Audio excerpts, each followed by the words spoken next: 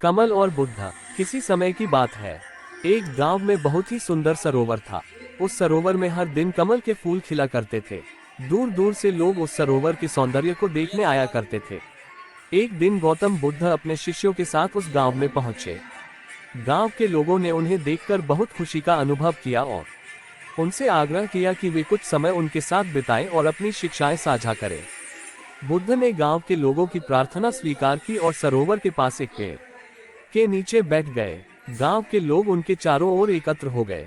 बुद्ध ने अपने शिष्यों और गांव के लोगों को संबोधित करते हुए कहा, जीवन एक सरोवर की तरह है और हम सब कमल के फूल की तरह हैं। इस सरोवर में बहुत सी गंदगी और कीचड़ है, फिर भी कमल का फूल अपनी सुंदरता और शुद्धता को बनाए रखता है।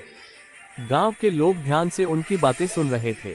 बुद्ध ने कहा, कमल का फूल हमें सिखाता है कि जीवन में कितनी भी परेशानियां क्यों न हो, हमें अपनी शांति और शुद्धता को बनाए रखना चाहिए। जैसे कमल का फूल कीचड़ में रहकर भी शुद्ध और सुंदर रहता है, वैसे ही हमें भी जीवन की गंदगी और कठिनाइयों के बावजूद अपने मन की शांति को बनाए रखना चाहिए। उद्धरण चिन्ह। फिर बुद्ध ने एक छोटे बच्चे को बुलाया और उससे कहा, जाओ इस सरोवर से एक कमल का फूल तोड़कर लाओ। बच्चा दौड़कर गया और एक सुंदर कमल का फूल तोड़कर लाया। बुद्ध ने उस फूल को सबके सामने रखते हुए कहा, देखो ये फूल कितना सुंदर है। ये कीचड़ में उगा है, फिर भी इसमें गंदगी का कोई असर नहीं है।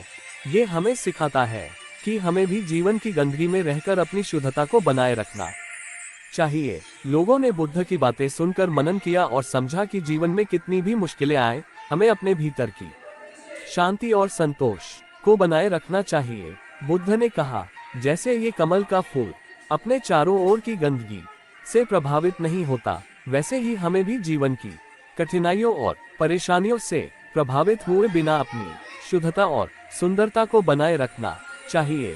गांव के लोग बुद्ध की शिक्षाओं से बहुत प्रभावित हुए और उन्होंने अपने जीवन में इन्हें अपनाने का संकल्प लिया।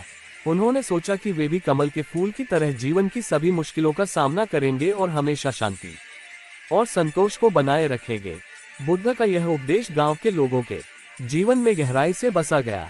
वे हर दिन कमल के फूल को देखकर अपनी शांति और शुद्धता को बनाए रखने का संकल्प लेते।